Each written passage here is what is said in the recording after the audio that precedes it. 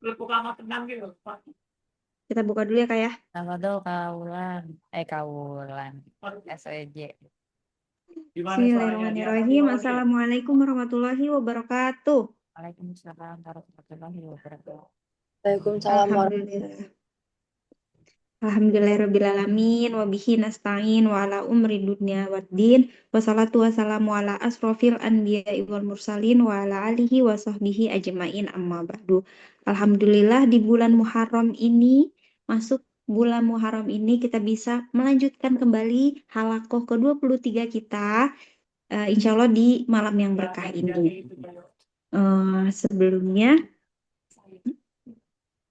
kita mulai halakoh pada malam hari ini dengan bacaan basmalah. Bismillahirrahmanirrahim. Bismillahirrahmanirrahim. Kita lanjutkan kembali halakoh dengan dibuka dengan tilawah ayat Al-Baqarah ayat 140 sampai 146. 146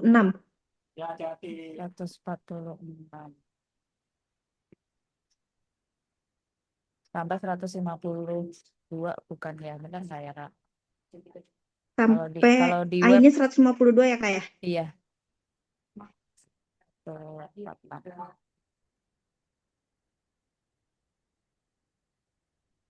Kak Sofia mau bacakan? Iya, iya Kak, boleh. Iya, sehat Kak. A'udzu billahi minasyaitonir rajim. Bismillahirrahmanirrahim. Alladzina atainahumul kitaba ya'rifunahu kama ya'rifuna abna'ahum wa inna fariqam minhum layaktumunal haqqa wa hum ya'lamun. Al-haqqu mir rabbika fala takunanna minal mumtarin. Walikulli wijhatun walikulli wijhatun huwa muwalliha fastabiqul khairat. Aina ma takunu ya'ti bikumullahu jami'a. Innallaha ala kulli syai'in qadir. Wa min haitsu kharajta fawalli wajhaka syatrul masjidil haram. Wa innahu lal haqqu mir rabbika wa mallahu bighafilin amma ta'malun. Wa min haitsu kharajta fawalli wajhaka syatrul masjidil haram wa haitsu ma kuntum fawallu wujuhakum syatrahu li alla yakuna lin nasi alaikum hujjah illal ladzina zalamu minhum fala takhshawhum wahsyawni wali utimma ni'mati alaikum wa la'allakum tahtadun. Shadaqallahul azim. Nah Kak, mohon maaf dibaca artinya nggak ya? Aku lupa. Enggak sih Kak, nggak usah Oh enggak Kak. ya? Oh iya. Iya. Jadi kita nunggu sambil menunggu rumah Yulia ya Kak. Mm-mm. Shadaqallahul azim. Alhamdulillah semoga tilawah malam ini bisa memberikan kita hidayah. Amin. Selagi menunggu Uma, sedikit aku bacain rangkuman kita terakhir, halaqah terakhir ya. Iya Kak. Oke. Hmm.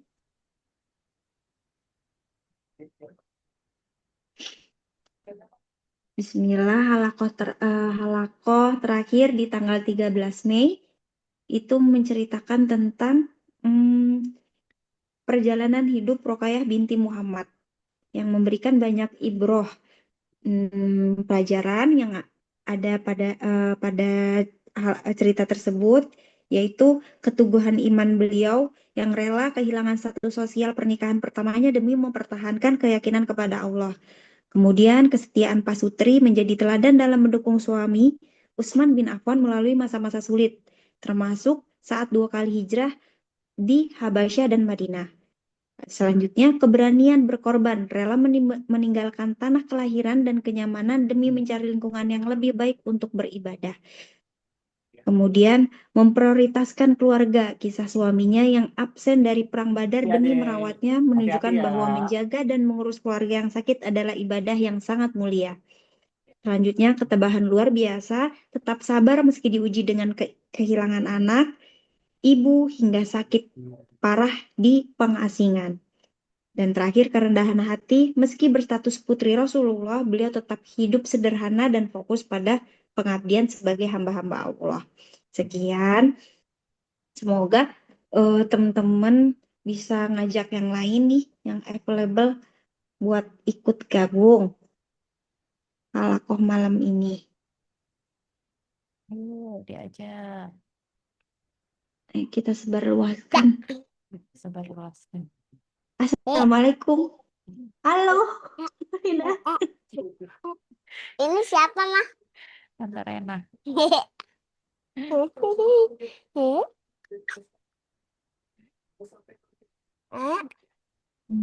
Kita tunggu Uman. Tadi udah diinfo sih, mungkin beliau lagi ada ini uzur.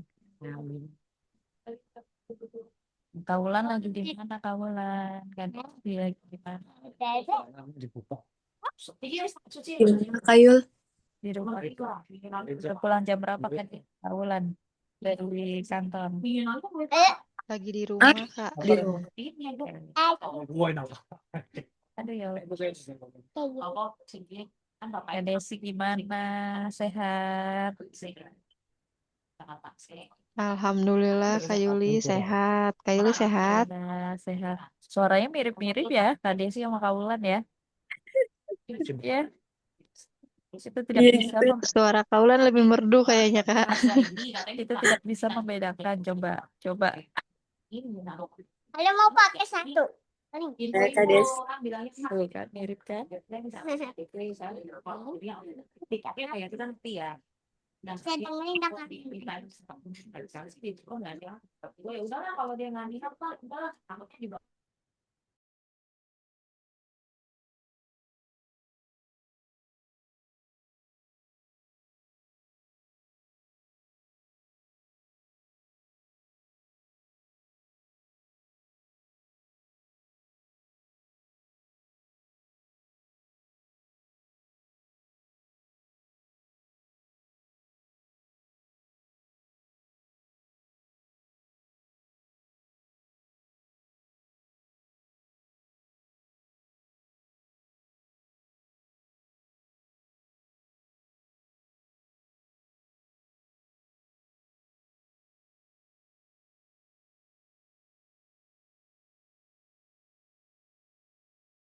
Teman-teman, sharing dong di sini. Kira-kira ada satu tokoh sahabiah yang teman-teman idolakan tidak? Maksudnya kira-kira jadi inspirasi. Mungkin karena Kaulan, Kak Desi mau sharing-sharing, boleh banget. Kak Sofia, ada nggak idol dari sahabiah? Udah hilang. Hilang, Kak. Tapi ini belum jadi list ceritanya Uma, di luar list. Boleh Kak. Ada sahabat sahabiah namanya Khalid bin Walid. Oh, yang join itu pakai akun akun Ustadz. Buat suami Uma. Oh, Uma. udah berubah tuh. Udah. Khalid Oh, bin Uma Walid. berarti. Iya. Khalid bin Walid. Jadi bin Walid itu ketika zamannya sebutannya itu Masya Allah banget. Jadi sebutannya beliau itu Assalamualaikum. Waalaikumsalam. Waalaikumsalam, Uma. Salam Uma. Afwan telat. Iya, Uma, nih kita lagi cerita-cerita nih, Uma. Sini. Ada ini enggak, teman-teman ada idol dari sahabat atau sahabiah. Nih Kak Sofia lagi spill nih Uma Halo. nih tentang Khalid bin Walid. Masya Allah. Ya, belum diceritain sama Uma mungkin next bakal ya Uma ya. Tapi aku spill sedikit. Jadi kenapa aku suka Khalid bin Walid karena beliau itu apa sebutannya itu adalah ini tangan kanan Allah, panglima perang. Jadi ketika masanya itu Khalid bin Walid eh, cara strategi perangnya itu bahkan masih sampai dipakai sampai sekarang di perkuliahan pertahanan gitu sampai sekarang karena belum pernah ada yang bisa apa ya memiliki strategi perang seperti Khalid bin Walid. Itu Masya sih Kak. Allah. Jadi ada sebutannya. Jadi padahal beliau pas pertama kali perang itu tidak bersama muslim para muslim. Ya, tidak ada di kubu Rasulullah tapi masih di kubu musuh. Gitu. Jadi 3 bulan pertama perang tuh masih sama musuhnya. Tapi karena beliau melihat Rasulullah dengan strategi perangnya, setelah 3 bulan itu beliau masuk Islam. Tapi sudah dipercayai sama Rasulullah untuk menjadi kapten kayak gitu. Seperti itu sih. Ya Allah. Nanti dipakai di ini ya kayak strategi di kantor. Iya, strategi semangatnya, berjihadnya itu loh Kak. Semangat, iya, semangat jihadnya ya dipakai buat di kantor. Iya, Masya Allah. iya gitu dari aku. Insya Allah. Makasih ya Kak Silahkan Sofia. Uma, Ya, Uma, sama-sama. tadi kita udah buka Uma Iya, nanti. dengan Oh, tilawah. dibuka. Masya Allah. Jadi tilawahnya Alah. sudah tadi sampai Al-Baqarah ayat 150. 150. Nah, tinggal materi inti dari Uma. Waktu dan tempat dipersilahkan Uma. Oh, Masya Allah. Barakallah fiik. Kita mulai ya. Bismillahirrahmanirrahim. Rabbi shrah li sadri wa yassir li amri wahlul min lisani yafqahu qawli. Alhamdulillah nasta'inu wa nastaghfiruhu wa na'udzu billahi min syururi anfusina wa min sayyiati a'malina may yahdihillahu fala mudhillalah wa may yudlil fala hadiyalah. Asyhadu an la ilaha illallah wahdahu la syarikalah wa asyhadu anna Muhammadan abduhu wa rasuluh. Allahumma sholli ala Muhammad wa ala ali Muhammad. Teman-teman semuanya, alhamdulillah segala puji bagi Allah, Masya Allah pada malam hari ini kita bisa bertemu kembali setelah beberapa pekan tidak berjumpa. Semoga Allah terus menghadirkan rasa rindu di hati-hati kita, rindu untuk bisa senantiasa hadir di halaqah-halaqah ilmu. Semoga Allah dengan rindu itu bisa menjadikan kekuatan buat kita semuanya untuk sama-sama mengilmui diri kita, untuk belajar, memperbaiki diri kita. Mumpung momennya masih momen hijrah, Muharram, menjadi momentum awal bagaimana kita mengajak diri kita pada kebaikan dan meninggalkan pada keburukannya. Semoga Allah mudahkan dan semoga Allah istiqomahkan. Amin ya rabbal alamin.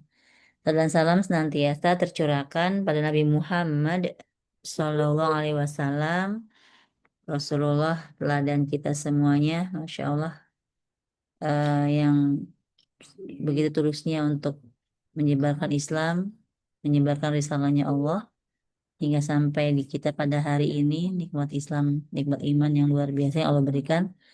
Dan semoga Allah juga memberikan sholawat serta salam kepada keluarga-keluarga Rasulullah, istri-istri Rasulullah, sahabat, sahabiyah, tabi'in, tabi'ut tabi'ihin, dan umatnya senantiasa istiqomah eh, di saat di akhir zaman ini, di saat banyak fitnah, di saat banyak satu hal yang simpang siur ya, tapi Masya Allah, Allah masih jaga umat-umatnya senantiasa istiqomah untuk mentaati Allah dan Rasulnya. Amin ya Rabbal Alamin. Ya, insya Allah hari ini kita bahas sedikit ya tentang Ummu Kulsum. Ya. Ummu Kulsum. Kalau kemarin kita sudah ke Ruqayyah, ya kan? Udah ya, kemarin Ruqayyah ya. Nah, hari ini kita ke Ummu Kulsum, juga merupakan salah satu dari putrinya Rasulullah Shallallahu Alaihi Wasallam. Ummu Kulsum binti Muhammad.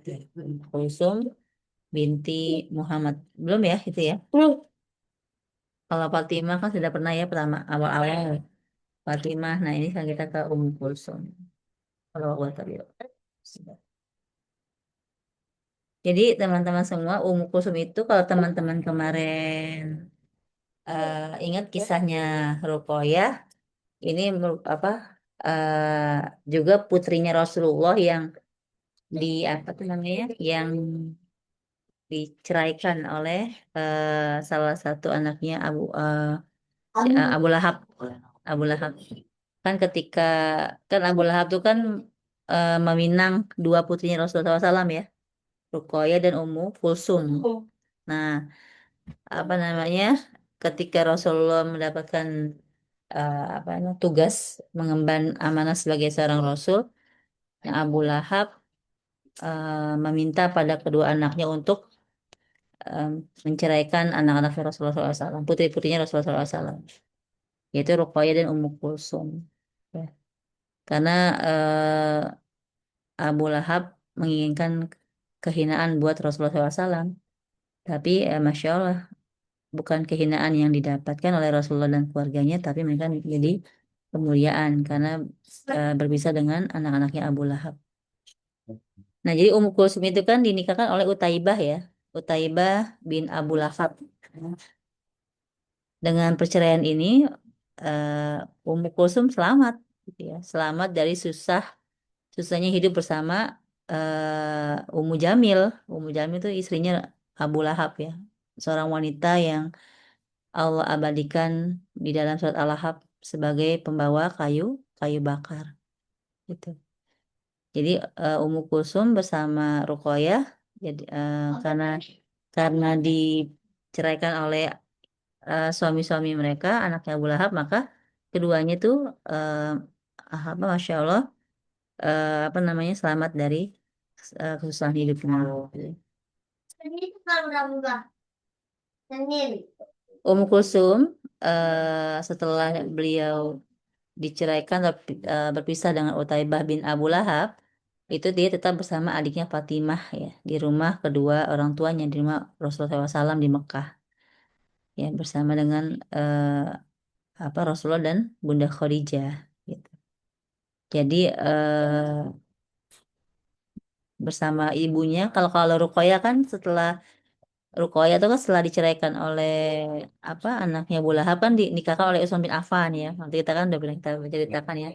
Nah, kalau Ummu Kulsum ini setelah berpisah dengan Utaibah bin Abu Lahab, dia tinggal bersama dengan Bunda Khadijah dan Rasulullah SAW. Dan di sini mereka juga merasakan beratnya cobaan sebagai putri dari seorang Rasul ya, putri seorang Rasul.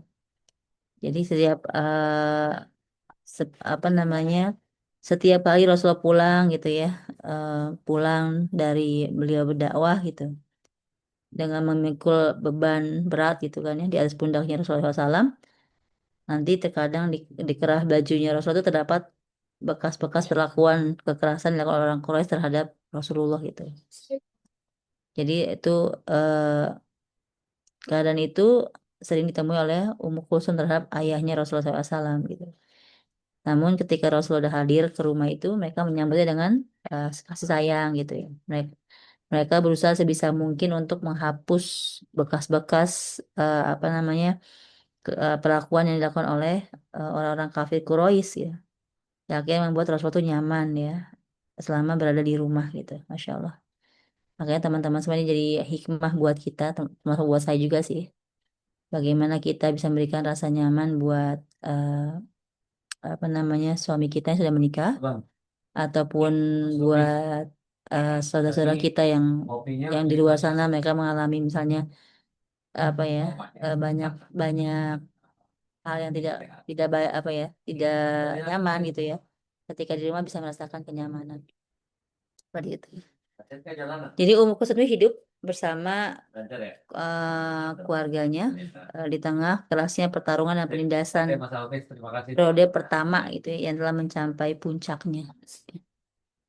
Jadi ketika kaum Quraisy itu gagal membujuk Abu Thalib untuk membiarkan Rasulullah SAW, ya, dan segala usaha mereka untuk membujuk Abu Thalib agar bersedia menyediakan Rasulullah SAW itu, jadi mereka mulai melakukan penganiayaan itu kepada Rasulullah SAW. Kan mereka, para pemuka Quraisy kan datang ke rumah Abu Thalib kan meminta kepada Rasulullah untuk menghentikan dakwahnya gitu ya, menghentikan penyebaran Islam.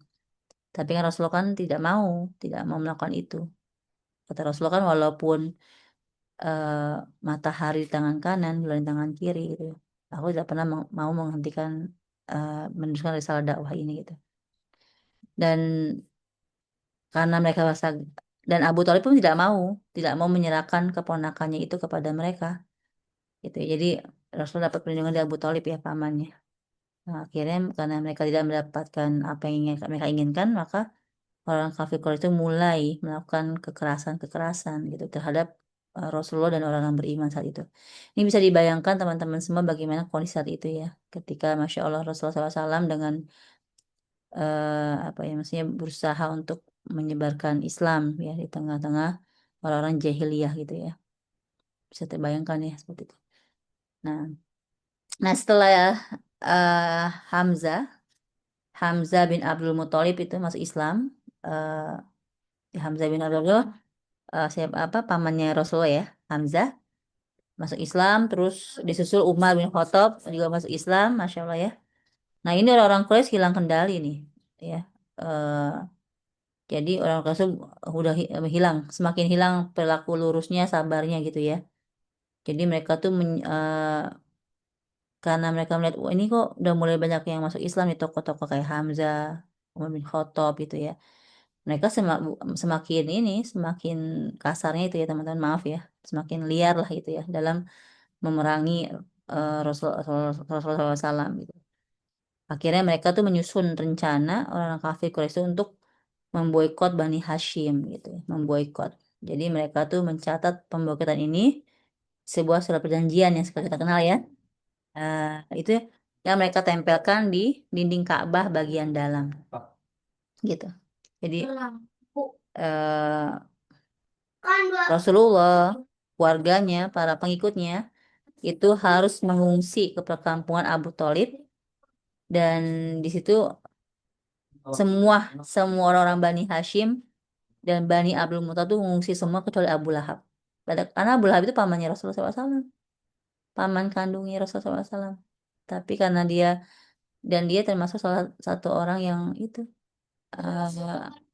maksudnya karena hasad dan sombongnya dalam dirinya itu yang akan menyebabkan Abu Lahab itu melakukan hal seperti itu. Nah di perkampungan Abu Thalib itu orang-orang beriman itu ya teman-teman semuanya, orang-orang awalun ya, Masya Allah ya. Mereka tuh hidup di tengah himpitan isolasi sampai-sampai mereka harus memakan dedaunan ya. Karena itu perjanjian pemboikotan itu. Mereka ditinggal sana selama 3 tahun, tidak ada perbekalan makanan yang sampai kepada mereka selain yang dikirimkan secara sembunyi-sembunyi.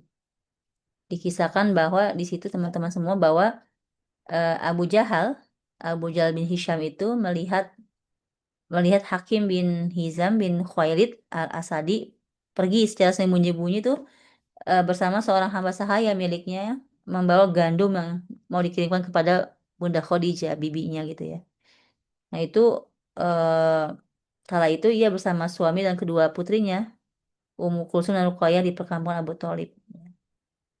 Lalu Abu Jahal menangkap ini Hakim bin Hizam dan mengatakan, kamu mau bawa kemana makanan ini gitu kan, ke Bani Hashim gitu kan. Demi Allah, kau tidak akan beranjak kemana-mana bersama makananmu ini sebelum aku mempermalukanmu di Mekah gitu. Sampai seperti itu. Jadi sampai eh, kelaparan ya. Orang apa Rasulullah, Bunda Khadijah, keluarganya, orang-orang beriman tuh kelaparan. Seperti yang digambarkan oleh penuturannya Sa'ad bin Abi Waqqas ya radhiyallahu anhu.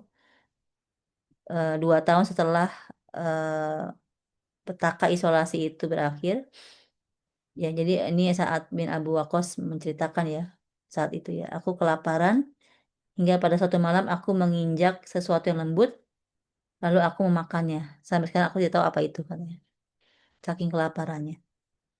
Ya. Tapi Masya Allahnya teman-teman semua ya luar biasanya itu luar biasa banget. Ya Allah, karena keimanan yang luar biasa dari Rasul dan pengikutnya itu ya. Walaupun diisola apa ya di boykot selama 3 tahun itu tidak menggoyahkan keimanannya gitu. Itu Masya Allah biasa. Akhirnya menjadi hikmah buat saya pribadi sih teman-teman semua. Bagaimanapun kondisi kita saat ini, kondisi bangsa kita saat ini, insya Allah kalau keimanan itu tetap ada dalam diri kita, insya Allah Allah akan menguatkan kita melewati itu semua gitu ya. Jadi keimanan itu adalah modal utama kita untuk kita bisa bersabar melewati ujian-ujian yang dihadirkan ya. Seperti itu. Jadi itu nggak ada sikapnya orang-orang beriman itu yang berubah untuk menjauhkan Rasulullah SAW atau untuk kembali keluar dari Islam itu ya. Semuanya tuh Masya Allah menjadi orang-orang yang kuat gitu ya, menjadi orang yang kokoh untuk membela Rasulullah SAW gitu. Jadi pemboikotan yang diharapkan oleh orang kafir Quraisy itu melemahkan atau menggoyahkan keimanan orang-orang beriman itu malah tidak berhasil. Yang ada malah orang beriman itu semakin kuat keimanannya gitu. Ada kisah tuh ada beberapa orang musyrik Quraisy ya yang merasa nggak enak dengan pemboikotan semena-mena itu kan. Jadi ada sebagian orang-orang Quraisy yang tidak beriman tapi itu merasa karena mungkin fitrahnya sebagai manusia ya hadir di situ. Mereka rasanya kayak terlalu berlebihan deh pemboikotannya gitu ya misalnya kayak gitu ya. Jadi sampai mereka tuh merasa ini apa ya maksudnya tergugah gitu dan ini kalau secara manusiawi ini juga apa ya melewati batas manusiawi gitu kan. Em, Akhirnya tuh pemboikotan itu mulai terguncang dan berjatuhan di bawah pijakan penyesalan dan siksaan batin gitu ya bagi sebagian orang. Di situ dikisahkan ada Hisham bin Amr bin Robi'ah al-Amiri. Ini keponakan dari Naldola bin Hashim ya dari gas ibu ya. Pada satu malam beliau tuh membawa seekor unta yang telah diberi muatan bahan makanan gitu ya. Nah, setelah tiba di ujung jalan perkampungan Abu Thalib, ia melepaskan tali kekangnya. Jadi karena jadi mereka tuh pengen bantuin orang-orang yang diboykot itu, tapi di satu sisi mereka juga tidak bisa terang-terangan gitu membantunya itu gitu. Jadi akhirnya tuh di ujung jalan perkampungan Abu Thalib itu dia tuh lepasin tali kekangnya unta itu, lalu mukul untanya hingga untanya masuk ke kawasan Bani Hashim dan Bani Abdul Muthalib dengan semua bekal makan yang diangkut. Dicayanya seperti itu.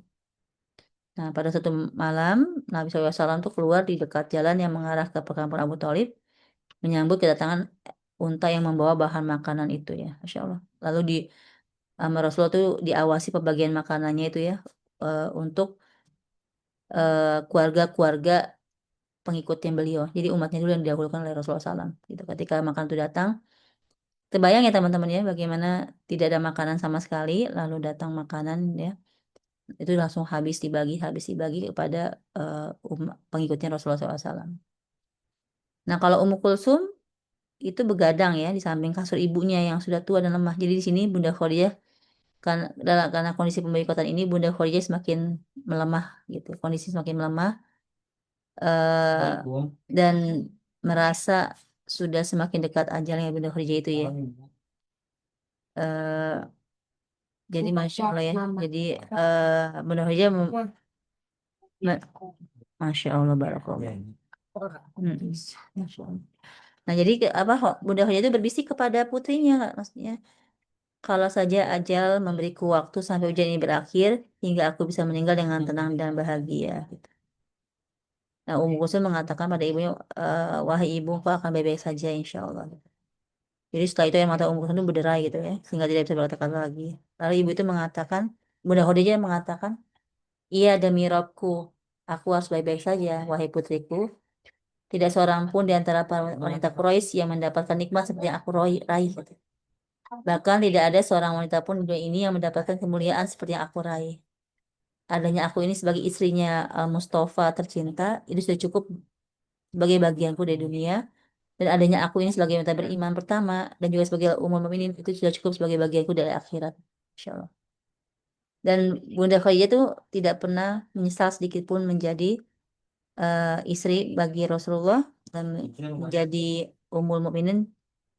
Tidak ada penyesalan sedikit pun walaupun beliau mendapatkan ujian yang begitu beratnya gitu. Yang ada beliau itu bahagia mendapatkan itu semua. Lalu Bunda Khadijah itu memejamkan kedua matanya ya dan berbisik, ya Allah, sungguh aku tidak membatasi pujian kepadamu. Ya Allah, sungguh bukannya aku tidak ingin bertemu denganmu, hanya saja aku ingin berjihad lebih jauh lagi agar aku pantas menjadi orang yang engkau beri nikmat. Masya Allah. Bunda Khadijah ya.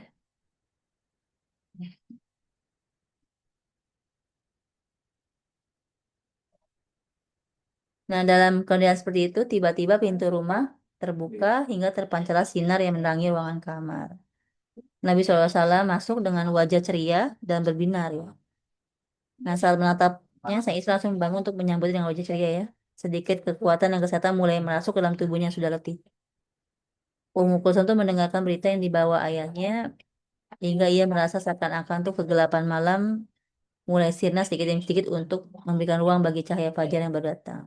Jadi pada malam itu sang paman itu Abu Thalib pulang setelah berziarah ke Tanah Haram untuk menceritakan semua orang yang ada di perkampungan tentang apa yang ia lihat di sana dan apa yang ia dengar tentang pembatalan piagam perjanjian pemboikotan. Jadi kalau teman-teman pernah dengarkan kisah, pernah baca tentang Sirah Nabawi itu ya tentang pembatalan apa perjanjian pemboikotan itu. Jadi, nah jadi cerita itu Hisham bin Ammar itu teman-teman semua, Hisham bin Ammar ngirim yang pernah ngirim apa tuh makanan itu dengan untanya itu kepada apa di ke perkampungan Abu Thalib itu, beliau tuh menemui Zuhair ya, menemui Zuhair bin Abu Umayyah al-Mazumi ya, saudaranya Hindun ya, dan Hindun Ummu Salamah binti Zadurrahib ya. Jadi pada malam itu ia berkata kepada Zuhair gitu, wahai Zuhair, engkau enak-enakan menikmati makanan dan minuman gitu kan, juga berhubungan apa saya menikmati nikmat lah gitu ya. Sementara engkau tahu kondisi yang dialami paman-pamanmu gitu. Aku bersumpah dengan nama Allah, andaikan mereka adalah paman-paman Abul Hakam bin Hisham, lalu kau mengajaknya untuk memboikot mereka seperti yang kau serukan, pasti dia tidak akan mau memenuhi jajakanmu itu. Nah, Zuhair mendengar dan berpikir saat. Jadi, masya Allah nih teman-teman semuanya, Hisham bin Amr itu dia tuh bukan orang bukan bukan seorang muslim ya, tapi dia adalah salah satu orang yang memang Allah hadirkan untuk ini ya, maksudnya sifat manusiawi itu muncul gitu ya. Jadi dia mengajak Zuhair. Zuhair itu adalah salah satu pemuka Quraisy juga yang memiliki kekerabatan dengan beberapa orang yang ada di perkampungan Abu Thalib. Nah, Zuhair lalu mendengarkan dan berpikir sesaat ya, lalu bertanya, bagaimana kamu ini wahai Hisham? Apa yang bisa aku lakukan? Sementara aku hanya sendirian gitu. Demi Allah, andai kalian membantu, maka lembar perjanjian itu sudah aku lepas. Nah, lalu Hisham itu berkata, engkau sudah mendapatkan orang yang akan membantumu gitu. Siapa gitu tanya Zuhair. Aku katanya jawab Hisham. Nah, akhirnya Zuhair tuh berkata, kalau begitu mari kita cari satu orang lagi untuk bergabung bersama kita. Nah, akhirnya Hisham dan Zuhair itu menemui Mut'im bin Adi. Nah, ini ya, Mut'im bin Adi bin Naufal bin Abdi Manaf. Nah, ini masih satu silsilah dengan Rasulullah karena di Abdi Manaf. Ya. Nah, setelah bertemu, ia berkata kepadanya, wahai Mut'im, apakah kau tega dua keturunan Bani Abdi Manaf? Nah, karena kan teman-teman di Mekah itu, di Arab itu ya, di Arab itu memang kalau bani-bani itu kuat dikatanya ya. Walaupun udah berapa silsilah ke atas tuh, itu masih kuat gitu, selama memang ada apa namanya nasabnya masih berhubungan gitu ya.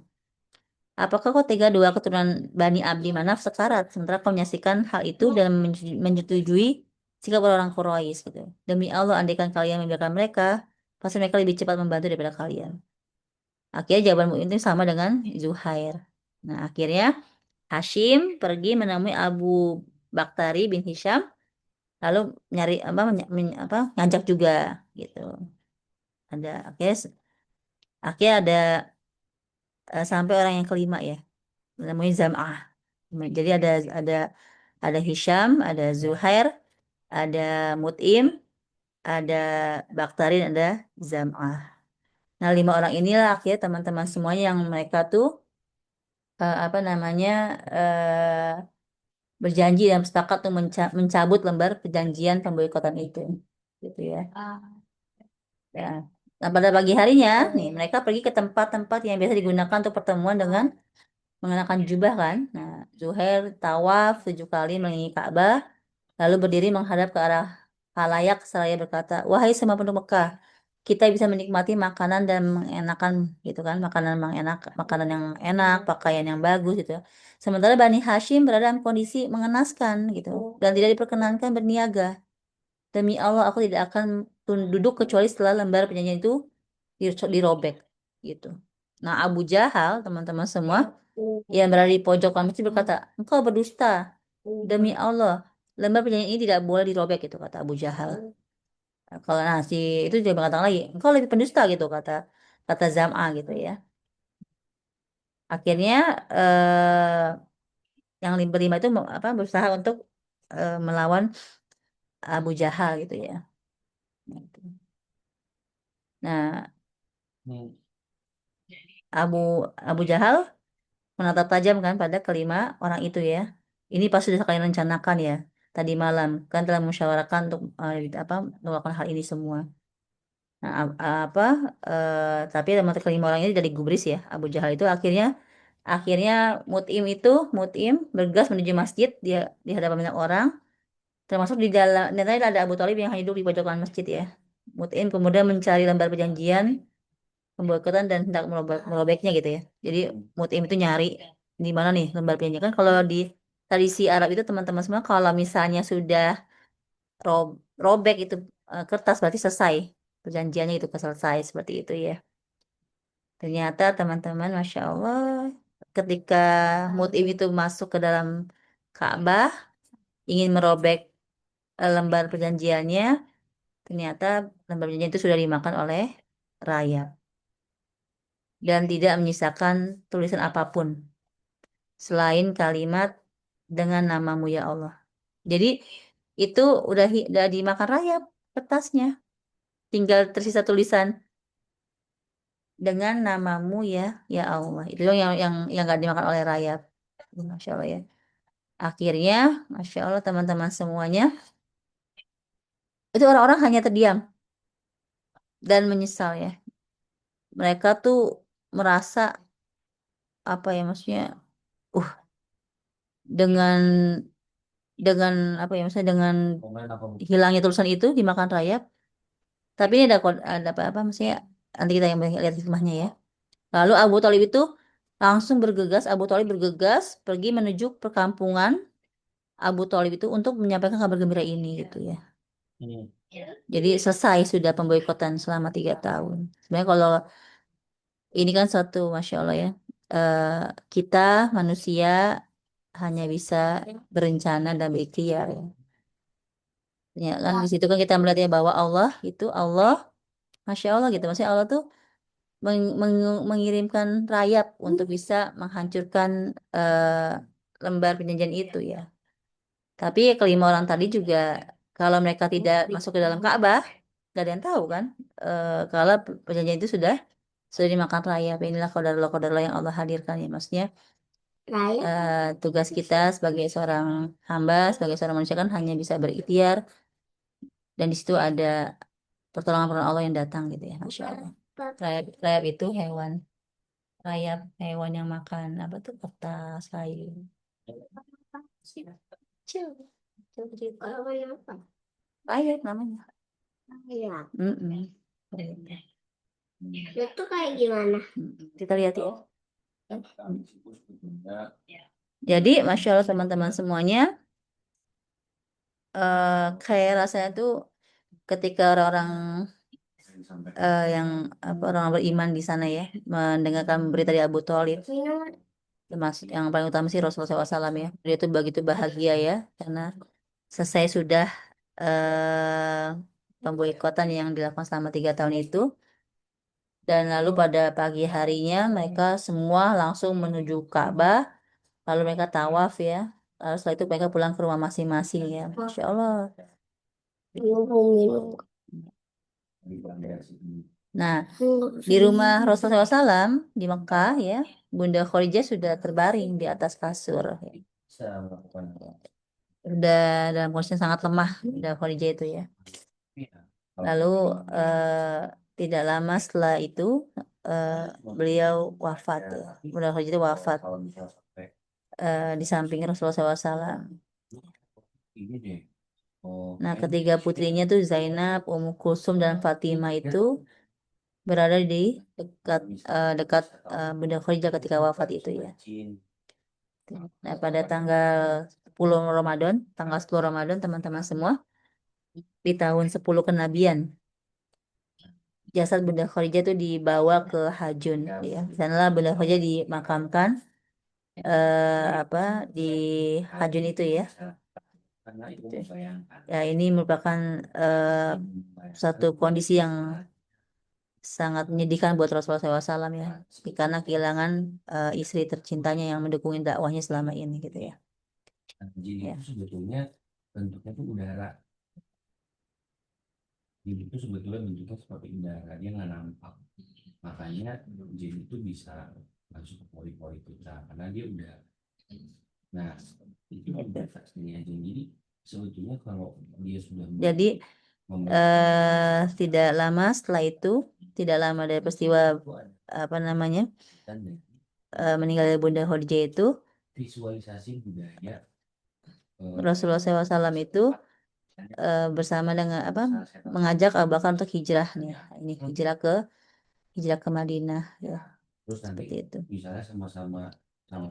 Nah, Ummu Kulsum tinggal berdua dengan Fatimah di rumahnya gitu ya, di rumahnya. Dan mereka Ummu Kulsum dan Fatimah itu pergi ke Yasrib setelah ini ya. Setelah berapa waktu setelah itu ya. Nah, 2 tahun lalu selepas hijrah itu Ruqayyah kakaknya Ummu Kulsum itu juga meninggal ya karena sakit ya setelah perang Badar ya. Setelah perang Badar itu di hari kemenangan perang Badar itu kakaknya Ruqayyah pun mengalami wafat itu ya, wafat karena sakit. Dan Ummu Kulsum menatap Utsman yang senantiasa menyertai ayahnya dan mencari Utsman itu kan sedih ya karena Ruqayyah itu meninggal gitu ya, merasa kehilangan gitu.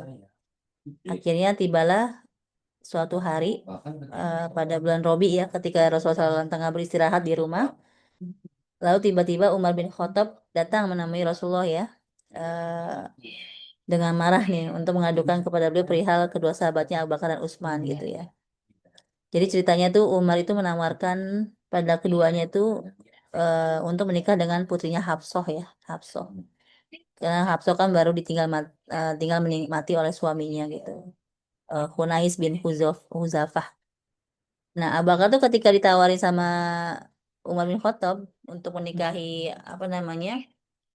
Hafsah binti Umar gitu ya, Abu Bakar tuh hanya diam gitu. Nah, Utsman juga ketika ditawari oleh Umar untuk menikah dengan anaknya Hafsah juga cuma mengatakan untuk saat ini aku tidak ingin menikah gitu ya. Jadi Umar tuh ngadu kepada Rasulullah SAW gitu. Nah, Ummu Kulsum mendengar bahwa ayahnya berkata kepada Umar gitu kan, saya bercanda sih, Hafsah akan dinikahi oleh orang yang lebih baik dari Utsman dan Utsman akan menikah dengan wanita yang lebih baik daripada Hafsah. itu jantungnya Ummu Kulsum tuh berdebar gitu ya, mendengar perkataan ayahnya itu kan. Karena tidak ada seorang pun yang lebih baik daripada putrinya Umar itu selain putrinya Nabi gitu kan, seperti itu. Lantas akankah ia menggantikan posisi kakaknya gitu kan, Ruqayyah di rumahnya Utsman gitu. Karena Ummu Kulsum tuh heran kenapa, karena ayahnya tidak pernah membicarakan hal itu tentang hal itu kepadanya gitu ya. Jadi padahal dia Ummu Kulsum itu paham sekali bahwa ayah itu tidak akan. Jadi Ummu Kulsum itu paham sekali kalau ayah itu tidak mungkin menikahkan putrinya itu tanpa bertanya dulu dengan putrinya itu. Pasti ayahnya akan menanyakan pendapatnya gitu. Makanya dia heran kok ayahnya belum ngomong sama Ummu Kulsum tapi sudah menyampaikan kepada Umar gitu kan. Seperti itu. Dan juga ini. Ya. Ya. Nah, karena ya udah kalau mau. Orang di situ ada nenek juga. Nah, ketika ia sedang memikirkan hal tersebut, benang-benang rahasia yang dirajut itu ya, pelan-pelan tuh Rasulullah tuh memanggil Ummu Kulsum dan menceritakan tentang perihal pernikahannya Ummu Kulsum dengan Utsman bin Affan, Masya Allah ya. Jadi pada bulan Rabiul Awal tahun 3 Hijriah itu, Ummu Kulsum itu menikah dengan Utsman yang diberi gelar Utsman Dzunurain gitu. Kenapa dikatakan Dzunurain? Karena tidak ada seorang pun yang menikahi dua orang putri Nabi ya selain Utsman bin Affan. Jadi Utsman bin Affan itu setelah beliau menikah dengan Ruqayyah wafat, lalu Rasulullah menikahkan Utsman bin Affan dengan Ummu Kulsum gitu, adiknya itu. Oke. Jadi dalam Islam itu dibolehkan ya teman-teman, dalam Islam itu dibolehkan menikah gitu. Namanya turun ranjang ya kalau zaman istilah sekarang ya, turun ranjang. Jadi menikah dulu dengan kakaknya, setelah kakaknya wafat, maka menikah dengan adiknya itu dibolehkan dari Islam. Yang nggak boleh itu kalau dinikahkan dalam waktu yang bersamaan. Misalnya ada seorang laki-laki menikah secara bersamaan dengan kakak dan adiknya sekaligus itu tuh nggak boleh ya. Tapi kalau kayak turun, kan kalau istilah sekarang turun ranjang ya, turun ranjang itu dibolehkan. Ini ada kisahnya Utsman bin Affan ketika menikahi Ruqayyah, lalu Ruqayyah wafat, beliau menikah lagi dengan adiknya Ummu Kulsum ya. Jadi Ummu Kulsum Masya Allah ya, menikah dengan Utsman bin Affan dan dibawa ke rumahnya Utsman bin Affan ya. Masya Allah.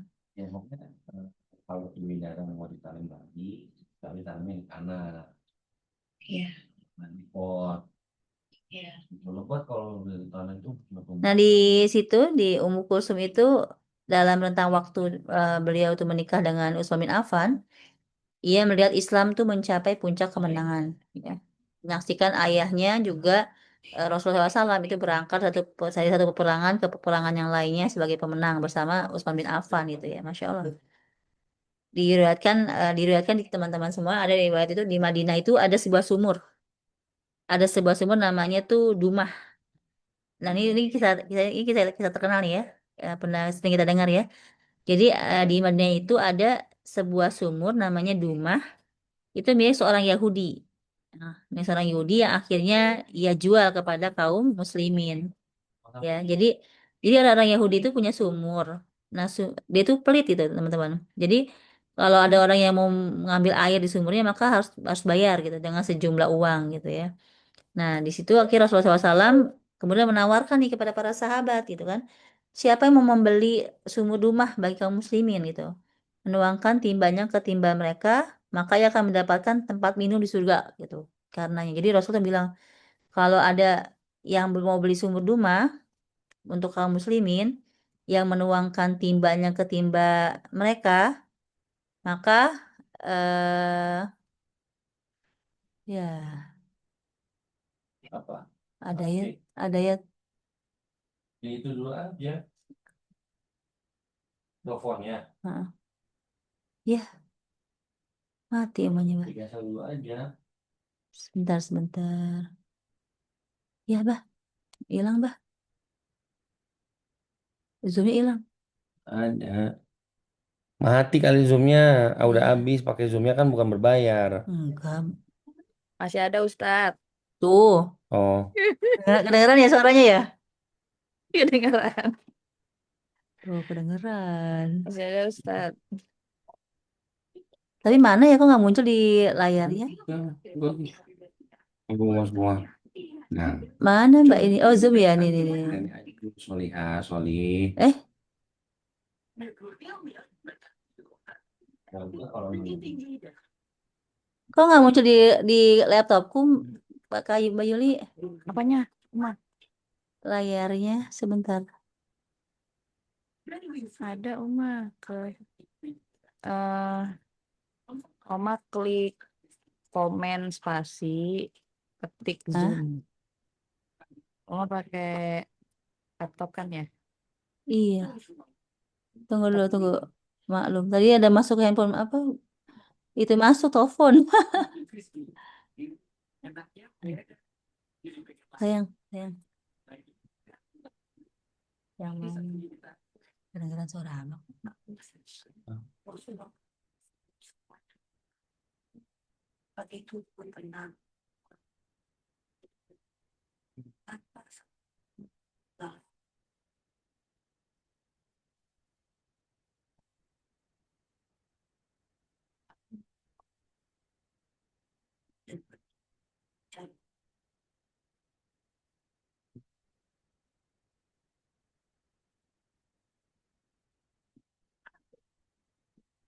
Uma lagi aku mute ya Uma. Nanti kalau udah tinggal jempol.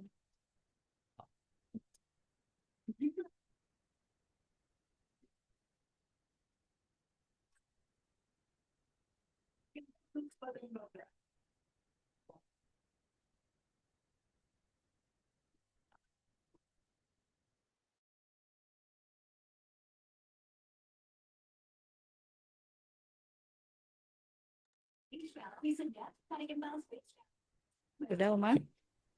Belum. Sebentar, belum muncul. Tapi suara Uma ada sih. Suara Mbak Yuli juga ada nih, tapi kok nggak ada itunya ya? Ini sayang. Ini. Nih, nih, nih, nih. Eh, ini. Apanya ini? bukan. Nah, kenapa tuh? Afwan ya, teman-teman. Ya Uma. Gitu. Jadi itu ada apa namanya? Kisah gitu ya. Rasul menanyakan pada para sahabat gitu. Maksudnya kalau dia mau beli sumur ini, sumur dumah bagi kaum muslimin, maka dia akan mendapatkan tempat minum di surga gitu. Insya Allah. Akhirnya tuh Utsman bin Affan menemui si Yahudi kan, lalu menawar sumur tersebut ya. Nah, Yahudi itu hanya mau menjual separuh ya, seharga 12.000 dirham. Lalu Utsman jadi dibikin sepakatan karena kan cuma separuh ya. Jadi jatahnya Yahudi sehari, jatahnya Utsman juga sehari ganti-gantian gitu. Nah, Utsman itu ketika jatahnya Utsman memberikan kepada kaum muslimin gitu untuk mengambil air secara gratis gitu. Jadi sehari Utsman, sehari orang Yahudi gitu ya. Nah, ketika tiba giliran Utsman, kaum muslimin itu kan menimba air banyak gitu ya untuk keperluan 2 hari gitu. Jadi Yahudi itu, jadi pas pas jatahnya Yahudi itu nggak ada lagi yang ambil air gitu. Akhirnya karena mengetahui hal tersebut, si Yahudinya itu berkata kepada Utsman, kau telah merusak penimba sumurku, karena itu belilah separuh sisanya gitu. Akhirnya si Yahudi itu menjual sisa sumurnya itu kan, dan dibeli seharga 8.000 dirham. Masya Allah. Nah, akhirnya udah apa namanya? Jadi Muslim itu utuh punya Utsman bin Affan yang diwakafkan untuk Masya Allah orang-orang muslimin gitu, dan sampai hari ini masih ada tuh ya sumurnya ya, Masya Allah di Madinah itu. Jadi nah pernah juga ada kisah Rasulullah SAW tuh pernah berkata juga, siapa yang mau memperluas masjid gitu ya. Lalu Utsman tuh membeli sebuah area seukuran apa namanya 5 tembok gitu ya, lalu dia memperluas area masjid gitu, Masya Allah ya. Pernah juga ada kisah tuh pada bulan Zulqa'dah itu di tahun ke-6 Hijriah itu ada Rasulullah SAW pergi kan mengendarai unta bersama Qaswah ya. Jadi beliau mulai onta namanya Qaswah, ontanya Rasulullah ya, bersama kurang lebih 1.400 sahabat gitu ya, untuk ke Mekah untuk melaksanakan umroh gitu ya, tanpa membawa senjata apapun selain pedang yang disarungkan. Nah, di dekat Hudaybiyah, kaum Quraisy itu menghadang dan menolak jika apa mereka memasuki Mekah gitu kan. Lalu Rasulullah SAW berkata kepada menantu beliau Utsman bin Affan, pergilah menemui orang-orang Quraisy lalu sampaikan kepada mereka bahwa kita datang bukan untuk memerangi siapapun gitu. Kita datang untuk berziarah ke Baitullah gitu kan, untuk mengagungkan kesuciannya. Nah, apa kita membawa hewan-hewan hadiu untuk kita sembelih lalu kita akan pulang. Nah, itu ya. Nah, Ummu Kulsum itu berusaha itu untuk menahan diri karena kan khawatir ya keselamatan suaminya gitu. Dia gangguan orang-orang musyrik gitu. Jadi ia sangat cemas saat menantikan kepulangannya Utsman. Lalu ia terkejut saat melihat berita yang menyebar bahwa Utsman itu telah dibunuh ya. Padahal enggak sih, enggak dibunuh.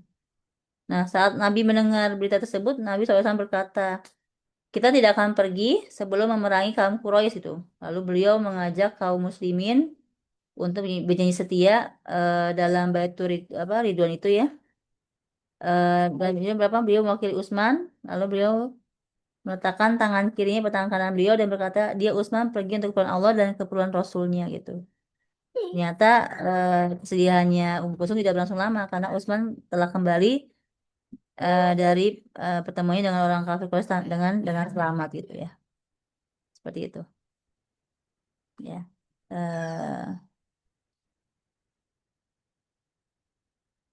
Jadi teman-teman semuanya, Mekah ditaklukkan 2 tahun setelah perjanjian Hudaybiyah dan Ummu Kulsum menjumpai penaklukan ini ya. Begitu juga adiknya Fatimah. Ummu Kulsum menjumpai apa tuh keberangkatan ayahnya juga ke Tabuk ya pada bulan Rajab di tahun 9 Hijriah. Gitu ya. Itu seperti itu ya. Jadi Ummu Kulsum itu meninggal dunia ya di rumahnya Utsman pada bulan Syaban tahun 9 Hijriah, tahun 9 Hijriah ya. Tanpa memiliki anak.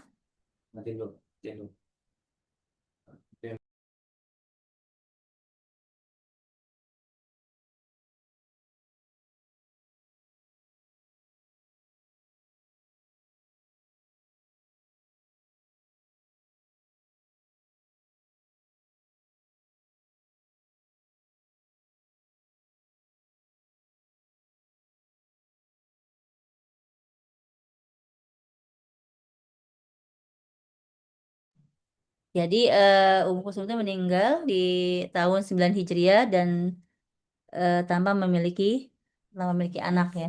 Memiliki anak. Jenazahnya dikemayamkan di bumi Yastrib di samping makam adiknya gitu ya. Jadi Masya Allah ya, Allah telah merahmati Ummu Kulsum karena telah menghindarkannya ya dari ujian yatim dan janda ya. Karena kan dia tidak menyaksikan kematian ayahnya ya, ayahnya ya. Dan dia jadi itu sepenggal kisah tentang Ummu Kulsum, tidak banyak yang diceritakan di kisahnya, tapi bagaimana peristiwa-peristiwa yang hadir dalam kehidupan Ummu Kulsum yang bisa kita ambil hikmah-hikmahnya ya, Masya Allah. Tadi ya peristiwa pemboikotan ya, juga peristiwa beliau menikah dengan Utsman bin Affan gitu ya, juga peristiwa bagaimana beliau menemani Rasulullah SAW. Ini semoga bisa menjadi hikmah buat kita semuanya, teman-teman semua. agar kita bisa semakin teguh, kita bisa semakin kokoh dalam keimanan ini, insya Allah ya. Itu dari Teteh pada malam hari ini. Silakan kalau ada yang mau ditanyakan atau mau didiskusikan. Al-haqqu min rabbikum fala takunanna minal mumtarin dari Allah. Jangan kita masuk orang-orang yang ragu akan kebenaran itu. Silakan saya kembalikan ke Mbak Yuli. Ya, Kak Sofia juga boleh. Baik, terima kasih jasa khairan atas penyampaian kisah pada malam hari ini. Teman-teman, pada kesempatan kali ini mungkin ada yang mau ditanyakan, diskusikan mengenai kisah pada malam hari ini. Atau mungkin ada yang mau sharing atau bertanya. Boleh juga. Silahkan teman-teman. Boleh sharing dulu materi hari ini malam ini ya, Kak ya? Iya. Kak Sofia mau bertanya? Belum ada. Belum. Kak Dari Dia, teman-teman, apa kabarnya nih Kak Dia? boleh. Tadi Ayo ada Kak yang Dia, tadi ya, silahkan. silahkan Iya, Kak Dia. baik. Alhamdulillah belum mengudara lagi nih Kak Yuli. Iya nih, kangen banget nih Aduh, suaranya nih. beberapa kali. Selamat, selamat bergabung Pengen, kembali. iya mau ini aja sih, Ustazah ya yang besok nih puasa besok. Aku belum banyak tahu detail, boleh dijelasin summary-nya sedikit aja. Keutamaan saum besok ya 2 hari ya Ustazah ya. Itu aja sih Kak Yuli. Pengen tahu lebih banyak aja sih Iya, keutamaan. ya Allah. Boleh Ya, banget nih. gitu ya. Umas, Itu aja. mau Zakila ya. Umas. Baik, Iya. baik Umas. Besok ya kita besok saum sunnah ya, saum sunnah Tasu'a ya, dan saum sunnah Asyura. Sebenarnya kan ini teman-teman, kan Rasul itu kan saum sunnah 10 Muharram ya, saum sunnah 10 Muharram itu saum sunnah Asyura ya, itu kan memang jadi itu ada sunnahnya gitu kan. Nah itu ada hadisnya itu, jadi Rasulullah SAW itu mengatakan gitu ya, saya mengatakan kalau nanti tahun depan gitu aku masih hidup gitu ya, masih ya. Aku akan puasa itu di 10 Muharram dan di satu hari sebelumnya atau satu hari setelahnya gitu untuk membedakan dengan orang Yahudi. Jadi kan memang kalau di orang-orang Yahudi itu kan di Taurat itu ya, itu kan tanggal 10 Muharram itu ternyata bertepatan dengan kemenangannya Nabi Musa alaihissalam kan. Gitu ketika beliau tuh yang kisah itu loh, kisah yang membelah laut itu loh. Itu seperti itu. Nah, jadi orang Yahudi juga memperingati apa ya? Maksudnya ada ibadah mereka puasa juga di tanggal 10 Muharram gitu. Nah, Rasulullah mengatakan kalau nanti aku tahun depan itu apa namanya masih hidup, maka aku akan puasa di satu hari sebelum 10 Muharram atau satu hari setelah 10 Muharram gitu untuk membedakan hari. Nah, ini jadi kenapa akhirnya eh, tapi Rasulullah itu belum sempat untuk melakukan hal itu. Nah, tapi para ulama mengambil ininya syariatnya berarti kita mengikuti apa yang Rasul sampaikan. Kita berpuasa di 10 Muharram itu yang utama, puasa Asyura-nya. Lalu kita puasa di 9 Muharram atau di 11 Muharram untuk membedakan dengan orang Yahudi gitu ya. Nah, ini kalau teman-teman mau saumnya 9-10, Rabu besok ya, Rabu Kamis, boleh gitu ya. Atau mau Kamis Jumat juga boleh. Kamis Jumat misalnya itu boleh juga. Kalau mau 9-10-11 ya boleh juga kalau teman-teman sanggup. Gitu ya selama 3 hari itu boleh juga 9-10-11 gitu. Utama Oh, ya. Jadi utamanya apa? Kalau kata Rasulullah SAW itu ini puasa di bulan Muharram itu lebih baik apa ya sebaik-baiknya puasa itu ya di bulan Muharram itu setelah puasa Ramadan ya gitu. Jadi ini memang puasa yang diutamakan ya. Maksudnya kayak apa namanya? Kayak ada dua puasa sih yang diutamakan itu yang puasa Arafah ya, sama puasa Muharram. Ya, puasa Muharram itu yang diutamakan. Seperti itu. Ya, jadi banyak sih keutamaan-utamaannya ya. Eh, Nah ini kalau teman-teman nanti memang misalnya nggak ada halangan, ya berarti insya Allah besok Rabu Kamis bisa saum sunnah gitu, saum sunnah Tasu'a dan Asyura namanya ya, seperti itu. Ya, itu walau alam bisawab. Berarti Rabu, Kamis, Jumat, Sabtu gitu ya Ustazah ya? Banyak. Enggak, Sabtu ngapain? Oh Sabtu enggak ya, berarti Rabu, Kamis, Jumat. Biar Jadi puasanya kalau emang mau 3 hari nggak apa-apa sih, Rabu, Kamis, Jumat. Tapi kalau mau Rabu, Kamis aja juga boleh, Kamis, Jumat aja juga boleh sih. oh iya iya oke oke.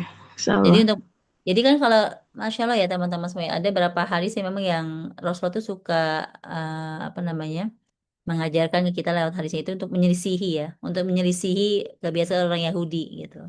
Kayak contohnya peliharalah jenggot, potonglah kumis, peliharalah jenggot. Itu kan salah satu alasannya adalah karena untuk menyelisihi orang-orang Yahudi.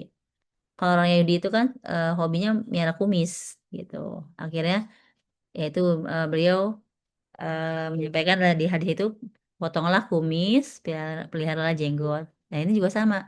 Kenapa disuruh puasa 9 Muharram atau 11 Muharram tuh untuk menyelisih juga. Karena orang Yahudi juga puasa di 10 Muharram gitu, seperti itu. Cuma beda ya, beda alasan kenapa puasanya itu dan emang pas banget di 10 Muharram itu seperti itu. Nah, iya. Makanya kalau mau ngambil air. Nah, terus apa namanya? Nanti ada lagi puasanya bukan hari Sabtu tapi hari Ahad. Oh Ahad itu apa namanya Ustazah? Ahad, Senin, Selasa, namanya Yaumul Bid. Oh Yaumil Bid ya. Iya, Wah di nyambung saum. ini berarti Ustazah Rabu, Kamis, Jumat, Sabtu, Minggu. Lumayan seminggu ngurusin badan. Masya Allah, Mbak Dia. Iya ya. Jadi kalau Mbak Dia mau ya Sunnah. Ahad, Senin, Selasa itu puasa kan tuh 13, 14, 15 ya, Muharram. 13, 14, 15. Itu kan Yaumul Bid ya. Jadi puasa 3 hari. Yaumul Bid itu apa sih? Puasa sunnah 3 hari di pertengahan bulan Tiap bulan bulan. Islam.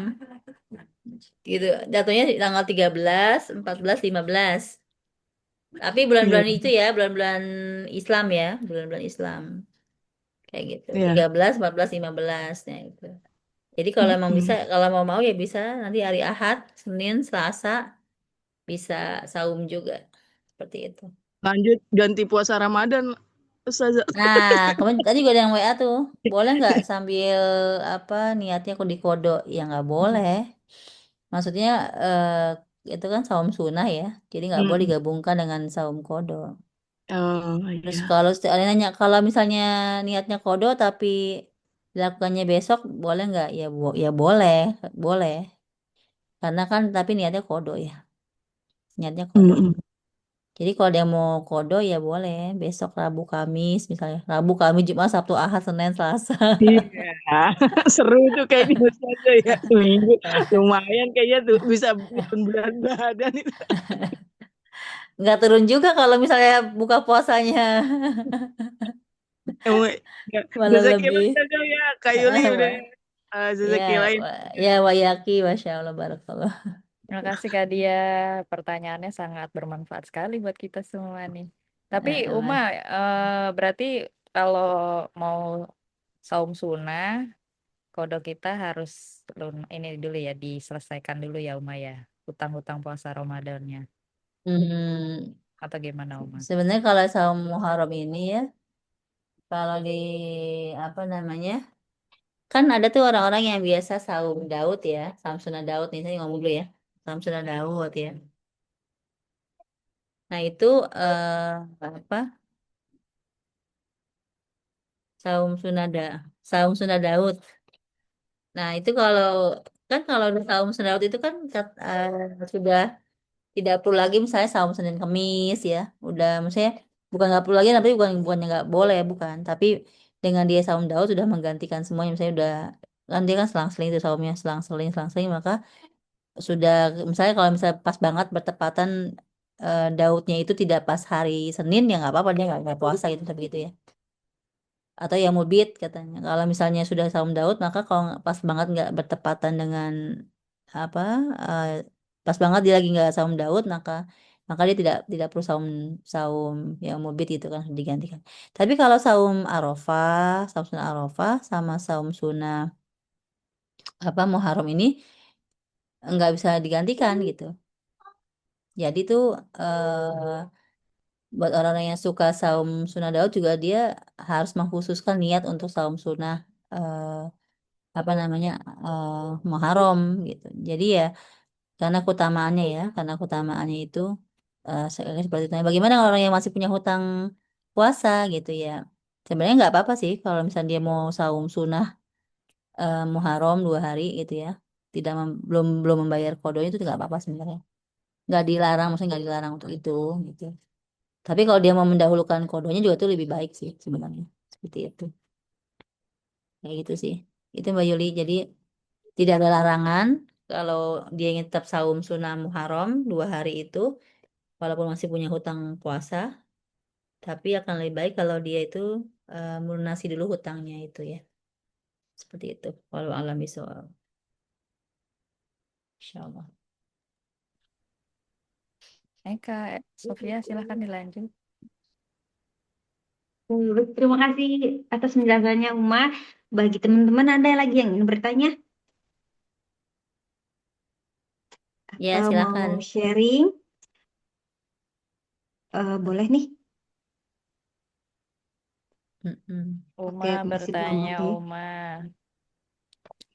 Tanya.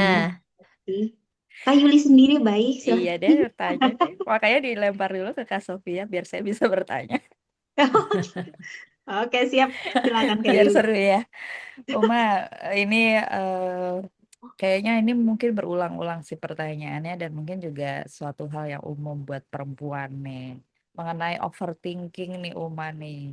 Kayaknya kita tuh cuma sebenarnya tuh bukannya nggak tahu ya, bukan yang nggak tahu dan bukannya nggak paham harus bagaimana, cuman kayaknya memang kalau kita sharing, terus kita dinasehati, diingetin lagi tuh jadi lebih mantep gitu. Jadi mengenai overthinking nih Uma nih untuk perempuan nih. Emang kadang tuh kalau ada suatu hal tuh tahu-tahu ada yang ngeganjel terus kepikiran, terus benar-benar kepikiran bisa sampai beberapa hari bahkan mungkin ada yang mm-mm. bisa lama gitu ya gitu Mm-mm. kepikirannya tuh gitu. Itu gimana ya Uma ya? Selain terus tadi juga sempat maksudnya ada juga maksudnya kita tahu ya overthinking itu kan nggak baik gitu ya. Berarti kan kita tuh kurang apa namanya? Apakah kita tidak menerima dengan apa yang sudah Allah tetapkan gitu kan mungkin ya. Tapi namanya perempuan ya overthinking tuh pasti ada sih Uma. Jadi gimana ya Uma ya menyikapinya Uma gitu sih. Iya, overthinking itu ya berarti kita kan memikirkan sesuatu yang belum terjadi kan? Benar nggak ya? Hmm, Jadi kita memikirkan sesuatu yang belum terjadi atau memikirkan sesuatu yang apa ya Lebih maksudnya ke ini sih lebih ke eh misalkan hal-hal di sekitar atau kita gitu sih Uma sih lebih memikirkan sesuatu yang tidak sesuai dengan ya kondisi ya realnya ya. gitu ya. Mm-mm, mm-mm. Tidak sesuai ekspektasi gitu lah ya Uma ya mungkin ya. Jadi dia memikirkan sesuatu yang berlebihan Mm-mm. ya. Padahal biasa saja tapi karena overthinking jadinya luar biasa gitu ya. Iya bener ya. Padahal sebenarnya bukan suatu hal yang masih dipikirin banget gitu. Heeh. Terus jadi Iya ya. kepikiran kayaknya. Iya betul betul. Ya itu kan apa namanya eh, salah satu itunya itu ya eh, pintunya setan ya was-was gitu. Was-was juga masalah overthinking ya karena kan dia tuh memikirkan sesuatu yang sebenarnya tuh nggak kenapa-napa gitu sebenarnya gitu. Misalnya dia mikirin pasangan ya misalnya nih ya pasangannya sebenarnya nggak kenapa-napa gitu nggak ngapa-ngapain juga misalnya tapi karena overthinkingnya jadi dia memikirkan pasangannya tuh melakukan sesuatu hal yang yang bagaimana gitu misalnya seperti itu ya. Itu kan overthinking juga. Atau misalnya sama temen ya, sama temen. Padahal temannya juga ya biasa aja gitu misalnya ya. Tapi karena dia overthinking, akhirnya dia berpikir, kayak temennya nih gak suka nih sama dia, misalnya kayak gitu ya. Itu kan overthinking kan ya. Jadi kalau kayak gitu gimana, Uma? Yang pertama, biar kitanya nggak overthinking, tanyakan saja yang sama yang sumber apa yang kita overthinkingin, ditanyain gitu maksudnya. Maksudnya nanyanya yang dengan cara yang baik ya. Apa nih yang di overthinkingin? Terus tanyakan saja gitu. Daripada nanti bermain terus di hatinya, akhirnya menimbulkan apa ya? Akhirnya malah suuzon, atau akhirnya malah jadi was-was, itu kan hal tidak baik. Itu kan emang ini Mbak Yuli, overthinking itu teman-teman semuanya itu adalah memang pekerjaannya setan gitu. Misalnya untuk mengembuskan ke kita semua tentang ya apa ya, jadinya itu semua serba berlebihan gitu. Serba berlebihan, serba jadi tidak eh, jadinya ya itu tadi ya, kalau emang teman-teman misalnya mau menghentikan itu, tanyakan ke orangnya langsung gitu dengan cara yang baik. Atau kalau emang kita kita nggak bisa melakukan itu, kalau kita tidak bisa melakukan itu, maka kita, makanya kan ada istilah gini ya, jangan pernah menjustifikasi sesuatu hal yang tidak zohir gitu. Ini saya dinasehatin sih, saya dinasehatin. Jadi kita tuh jangan pernah menjustifikasi suatu hal yang tidak zohir. Artinya kayak gini, maaf ya.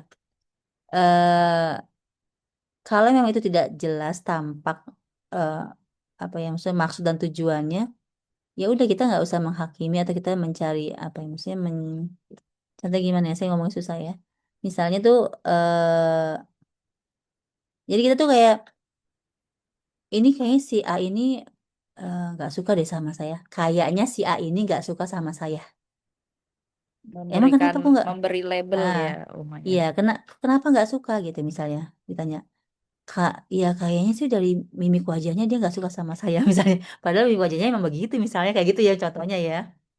Akhirnya kan dia tuh menjustifikasi ya apa ya, maksudnya isi hati si A yang dia nggak tahu sebenarnya apa hati si A itu sebenarnya seperti apa gitu. Itu nggak boleh dalam Islam itu. Jadi kita nggak boleh misalnya menghakimi suatu hal yang memang tidak tidak tampak secara zahir. Kita udah kita yakini saja, hakimi saja yang memang tampak secara zahir gitu, seperti itu. Nah, kalau memang kita nggak bisa, ya tanya aja sama si A-nya. Misalnya, kenapa sih wajahnya begitu? Misalnya kayak gitu ya. Misalnya, lagi kenapa? Maksudnya emang begini wajah dari sana juga udah begini, misalnya kan gitu ya. Itu kan berarti udah selesai masalahnya. Kayak gitu. Nah, maka tadi ya, kalau emang nggak bisa ngobrol sama yang menjadikan dia overthinking, banyak-banyak aja baca surat Anas ya. Kita baca surat Anas, dibanyakin teman-teman semua agar overthinking itu lama-lama berkurang dalam diri kita gitu kan. Karena kan yang menghembuskan itu kan setan ya. Maka kita, kalau kata Rasulullah SAW, ya udah perlindungannya dengan baca surat Anas gitu ya. Dibaca aja surat Anas ya. Jadi itu ya, apa, sering-sering baca surat Anas ya. Atau saya mau kasih contoh lagi ya. Misalnya ada seorang ibu yang dia tuh merasa kayaknya nih, kan dia misalnya, ini contohnya aja sih. Misalnya dia ngerasa nih biaya-biaya sekolah gitu ya, biaya sekolah anak-anaknya itu banyak gitu ya, berat gitu kan. Terus dia ngerasa, aduh nih kayaknya nih nanti pas waktunya nggak cukup nih, duitnya nggak cukup nih duitnya gitu. Dia kan gitu ya, misalnya nggak cukup nih. Itu kan ke overthinking juga kan. Dia udah berpikir terlalu jauh gitu dengan satu hal itu. Nggak cukup nih karena tabungannya nggak cukup. Jadi dia mengandalkan tabungannya nggak cukup gitu. Terus dia seperti itu terus. Akhirnya kan yang bikin pusing gitu, misalnya pusing sendiri kan.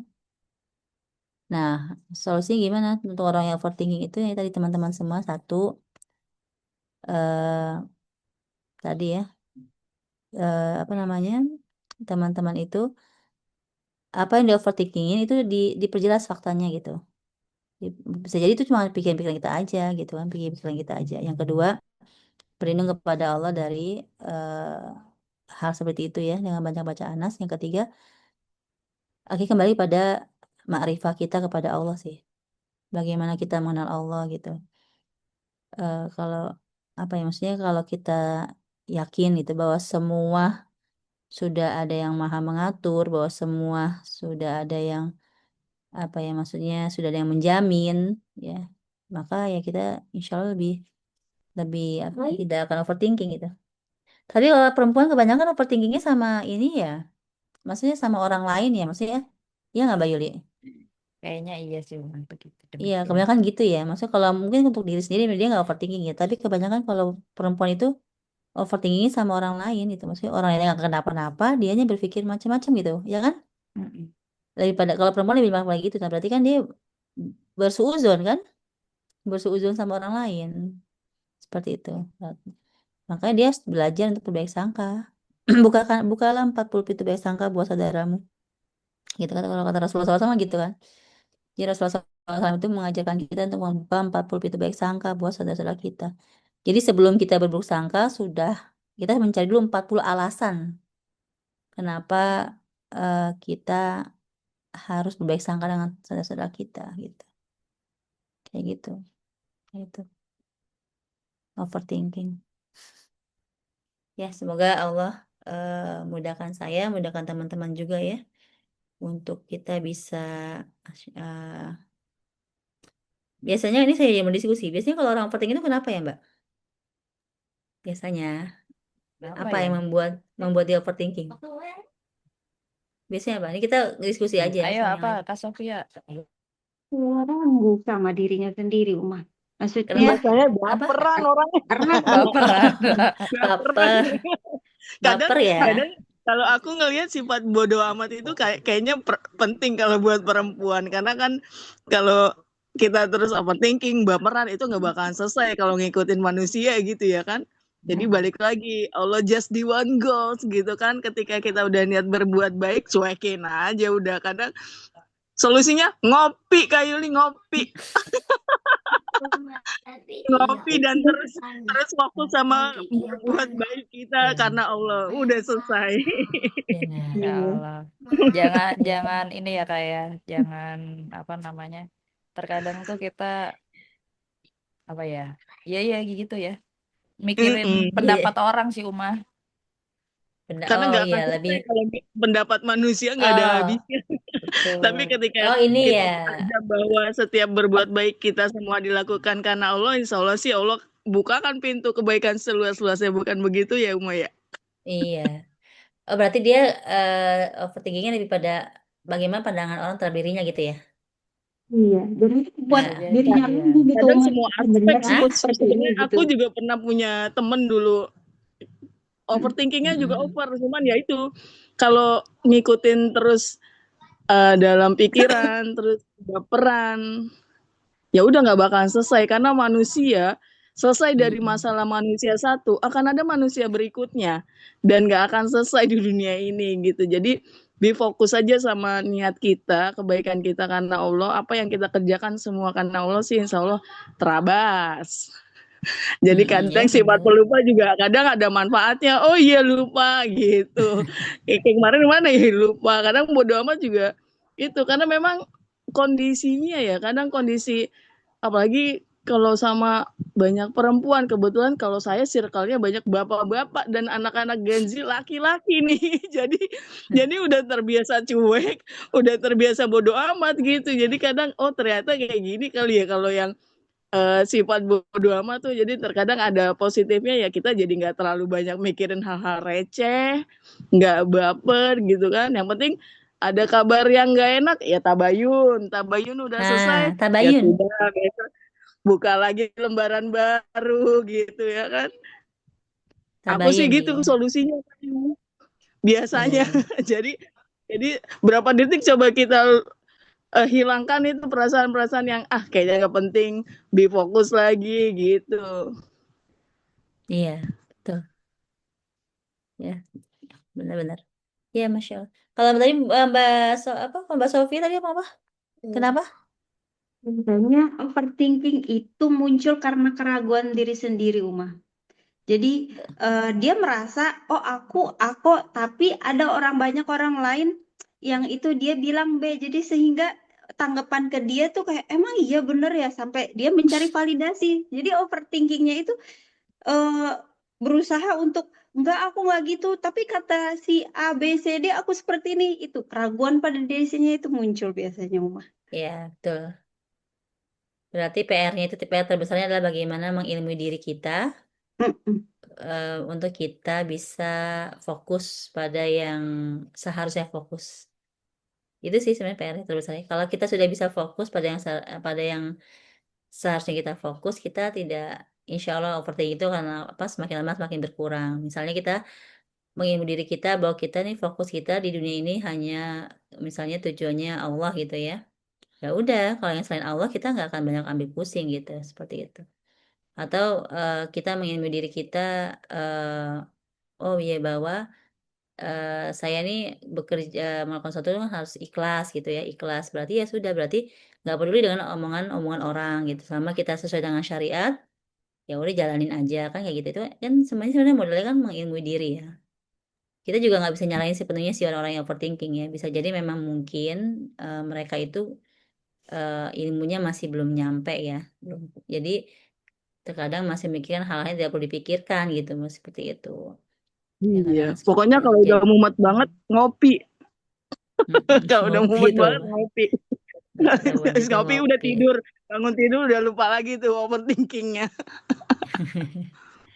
Nah, kalau misalnya kok ini Uma udah berusaha nih, kita nggak mau overthinking, udah berusaha tidak mau overthinking, udah ngerti nih ya, udah ngerti nih bahwa kita nggak boleh overthinking, udah ngerti nih kita tuh harus bisa mengajak diri kita untuk berpikiran positif misalnya kayak gitu ya. Tapi kok muncul lagi gitu, kok muncul lagi kadang-kadang.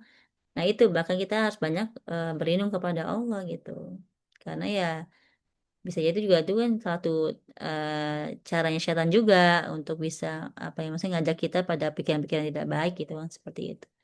Makanya harus banyak berlindung sama Allah ya. Kalau misalnya muncul pikiran itu ya kita baca surat Anas gitu ya, baca surat Anas aja, dibaca yang banyak. Ini untuk orang yang sudah ini ya, sudah ngeh nih kita berarti nggak boleh overthinking lagi nih. Tapi ya itu kan setan nggak, dia tinggal diam kan, digodain terus. Bahkan kadang-kadang teman-teman tuh orang-orang yang overthinking itu bisa kena penyakit juga kan. GERD, Benar. GERD itu Iya, salah satunya itu GERD itu ya. Itu iya, bisa apa bisa dipicu salah satunya oleh overthinking itu. Benar. iya. Mm. Banyak Atau kasusnya. Tapi kalau sekarang mm-mm. overthinkingnya sama negara gimana Ustazah? Ini jadi penyakit baru juga ternyata di dunia medis. Krisis ekonomi katanya. Jadi sama negara, aduh kayaknya nggak Tadi kan hilang-hilang itu kita overthinkingnya. udah Saya juga tadi kita kan merasakan itu udah soalnya. barusan kita kan sudah ini ya, barusan kita udah dengerin bagaimana kisah pemboikotannya Rasulullah SAW kan, yang dilakukan orang kafir Quraisy terhadap Rasulullah dan orang beriman ya kan. Ya apapun kondisi negara saat ini kita harus kuat imannya. Ya eh, harus tetap yakin teman-teman semuanya bahwa ada yang maha mengatur rezeki, yaitu Allah ya. Walaupun di luar sana mungkin orang sudah banyak yang teriak ya. Kadang kita kalau lihat ya pemimpin kita ya kan, adabnya kita mendoakan sebenarnya. Kita doakan mereka agar Allah kasih hidayah ya, Allah kasih petunjuk agar tidak terus-menerus menzolimi rakyatnya gitu kan. Kayak gitu karena itu ya eh ya kalau ngomongin negara mah panjang kali lebar. Iya, nggak Tinggal habis-habis ya, bagaimana, Uma, ya. kitanya sih. Kitanya aja teman-teman yang membawa Iya. diri kita ya. Doanya gini aja, eh, pas mau beli bensin ada duitnya gitu. Pas mau makan Amin. makan ada uangnya gitu aja. Pas mau apa ada uang itu, doanya seperti itu. Sambil terus kita berdoa sama Allah agar Allah em, menyadarkan ya, menunjuki pemimpin kita itu agar tidak zalim sama rakyatnya gitu, seperti itu. Ya, jadi itu.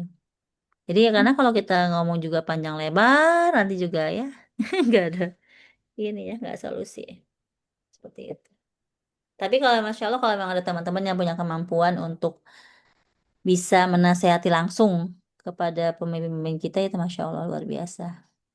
Saya dukung nasihat ini apa? Jalur langit, Uma. 3 malam.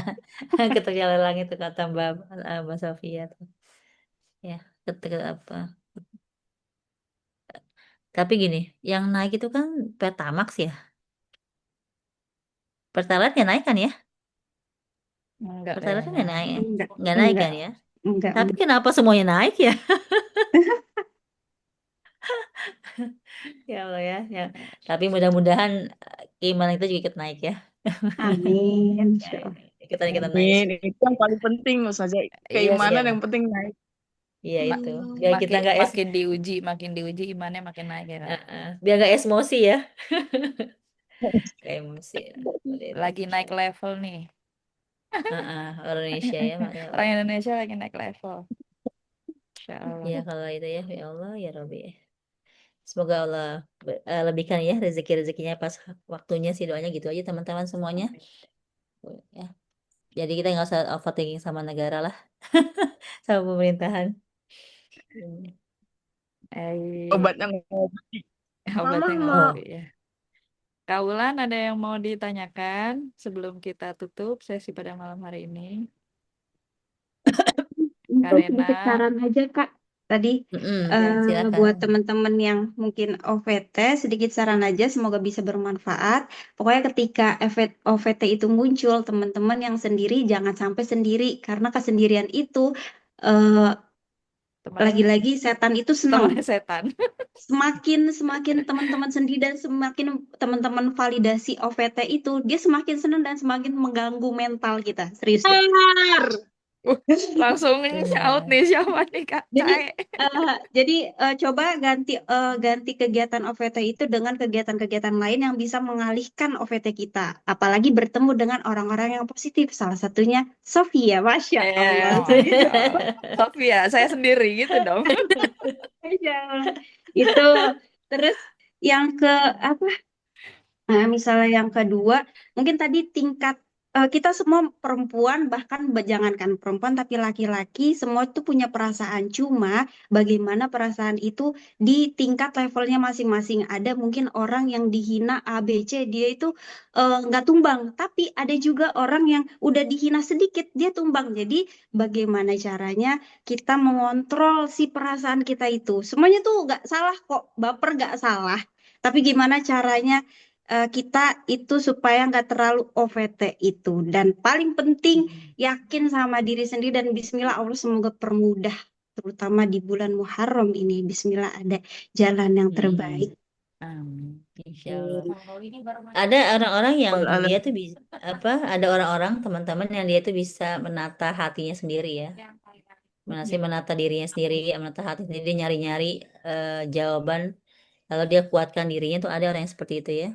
Tapi ada juga orang yang memang butuh orang lain untuk bisa menghilangkan pikiran-pikiran overthinking itu, maka carilah orang lain yang tepat, Benar. diskusikan dengan orang itu yang bisa menjaga aibnya dan segala macam itu, agar bisa menemukan itu, maksudnya jawaban, sehingga akhirnya hilang overthinking itu ya. Itu pentingnya sahabat seperti itu sih. Ada sih orang-orang yang memang dia nggak perlu siapa-siapa, misalnya dia menata hatinya, menata dirinya, udah selesai, clear ya. Tapi emang ada orang yang butuh butuh orang lain untuk bisa mencarikan jawaban untuk overthinkingnya itu, kayak gitu ya. Insya Allah itu Terima kasih tentang Uma. overthinking. Masya Makasih Allah. Uma, makasih Kak Dia, Kak Sofia. Insya Allah. Baik, kita tutup ya, Tayuli ya. Tafadhol Kak. Kita tutup halakoh pada malam hari ini. Nah, sebelumnya terima kasih banyak Uma untuk materi hari ini, Kak Yuli, Sama-sama. dan semuanya teman-teman, terima kasih atas waktunya yang sudah menyempatkan mengikuti halakoh ini. Semoga halakoh berikutnya kita bisa ajak teman-teman yang lain. Amin. Dan jazakumullah khairan, jazakillah khairan buat teman-teman semuanya yang sudah hadir. Terima kasih perempuan hebat. Bismillah, semoga di bulan Muharram ini, bulan awal Islam ini, kita bisa lebih baik lagi. Amin. Kita akhiri halakoh ini dengan istighfar dan doa kafaratul majlis. Astagfirullahaladzim. Astagfirullahaladzim, Astagfirullahaladzim. astagfirullahaladzim, Astagfirullahaladzim. alhamdulillahirobbilalamin, Subhanakallahumma subhanakallahumma wa bihamdika, bihamdika asyhadu an asyhadu la an la ilaha ilaha illa anta astaghfiruka wa atubu astaghfiruka wa atubu ilaik. ilaik. Syukran. Wassalamualaikum warahmatullahi wabarakatuh. Waalaikumsalam Waalaikumsalam warahmatullahi warahmatullahi wabarakatuh. wabarakatuh. Teman-teman semuanya sehat-sehat semua. Semoga Allah berkahi Amin. waktu-waktunya ya. Amin. Izin pamit. Assalamualaikum. Waalaikumsalam warahmatullahi Terima wabarakatuh. kasih Kak Yuli. Terima kasih Sama-sama semuanya. semua. semuanya.